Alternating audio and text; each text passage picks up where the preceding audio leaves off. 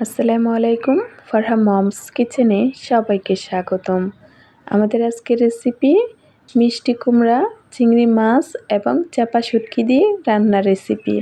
আশা করি আমাদের আজকের রেসিপিটি আপনাদের কাছে অনেক বেশি ভালো লাগবে। এখানে আমি একটি ছোট কচি মিষ্টি কুমড়া ভালোভাবে পরিষ্কার করে কেটে ধুয়ে তারপর পানিটা ঝরিয়ে নিয়েছি। আমি এখানে ছোট ছোট করে মিষ্টি কুমড়োটা কেটে নিয়েছি। মিষ্টি কুমড়া রান্না করার জন্য দুটি চাপা শুটকি, কিছু চিংড়ি মাছ, কিছু আধা ভাঙা রসুন, ধনিয়া পাতা কুচি, কিছু আস্ত রসুন, একটি পেঁয়াজ কুচি এবং 5টি কাঁচামরিচ মাঝখান দিয়ে একটু চির করে নিয়েছি। চুলায় একটি প্যান বসিয়ে 1/2 কাপ পরিমাণ সয়াবিন তেল দিয়েছি। তেল গরম করে আমি এখানে পেঁয়াজ কুচি দিয়েছি। 1 মিনিট পেঁয়াজটাকে একটু নেড়েচেড়ে ভেজে নিয়েছি। 1 মিনিট পর আধা ভাঙা করা রসুনগুলো দিয়ে দিয়েছি। তারপর আরও 1 মিনিট সময় নেড়েচেড়ে আমি ভেজে নিয়েছি। স্বাদ মতো লবণ দিয়েছি। 1/2 চামচ পরিমাণ মরিচ গুঁড়া দিয়েছি। 1/2 চামচ পরিমাণ ধনিয়া গুঁড়া দিয়েছি। 1/2 চামচ পরিমাণ হলুদ গুঁড়া দিয়েছি। তারপর নেড়েচেড়ে মশলাগুলো আমি 1 মিনিট সময় ভেজে নিয়েছি। 1 মিনিট পর 1/2 কাপ পরিমাণ পানি দিয়েছি। আবারও নেড়েচেড়ে সবগুলো উপকরণ আমি কষিয়ে নিয়েছি।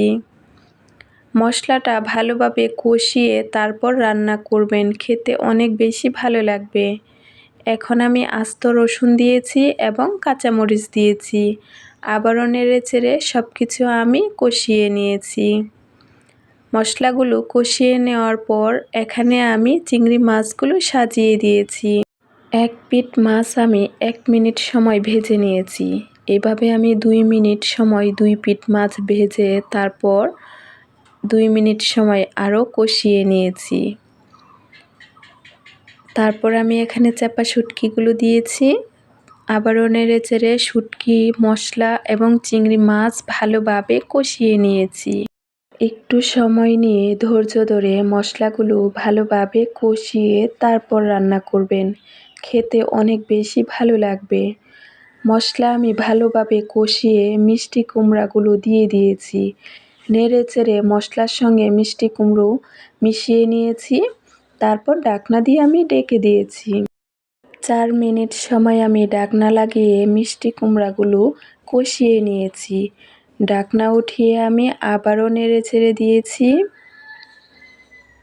আমাদের রান্নার রেসিপিগুলো যদি আপনাদের কাছে ভালো লাগে, প্লিজ আমাদের চ্যানেলটি সাবস্ক্রাইব করবেন। ভালোভাবে নেড়েচেড়ে আমি সব কিছু মিশিয়ে নিয়েছি।